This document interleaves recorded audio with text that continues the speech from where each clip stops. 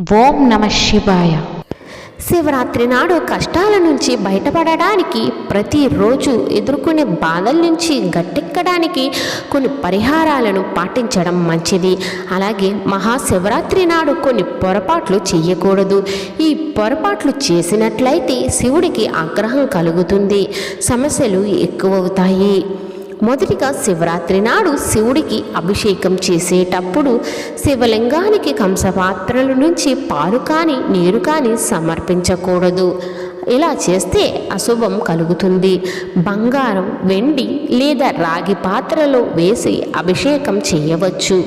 శివరాత్రి నాడు నలుపు రంగు దుస్తులు వేసుకోకూడదు.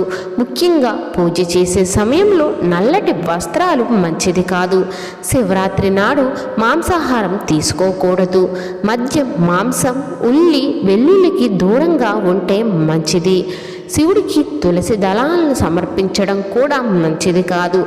అలాగే కుంకుమ, తామర పువ్వులు, కేతకి పువ్వులు వంటివి సమర్పించడం నిషేధించబడింది. కాబట్టి వాటితో శివలింగాన్ని పూజించవద్దు. శివరాత్రి నాడు చెడు ఆలోచనల్ని తీసుకురావద్దు. చెడు పదాలను కూడా ఉపయోగించవద్దు. శివారాధనపై ఏకాగ్రతను పెట్టి శివుణ్ణి ఆరాధించడం మంచిది. శివరాత్రి నాడు బియ్యంతో వండినవి తినకూడదు. శివరాత్రి నాడు కేవలం పండ్లు తిని ఉపవాసం చేయాలి. శివరాత్రి నాడు వీటిని పాటించడం మంచిది.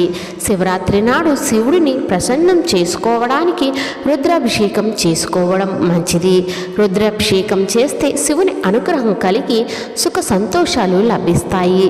శివరాత్రి నాడు శివుడికి బిల్వ పత్రాలను సమర్పించినట్లయితే మీ కోరికలు నెరవేరుతాయి. శివుడు ప్రసన్నమవుతారు.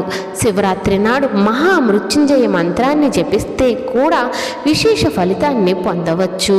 వ్యాధులు, దోషాల నుంచి విముక్తి కలుగుతుంది. సుఖ సంతోషాలను పొందవచ్చు.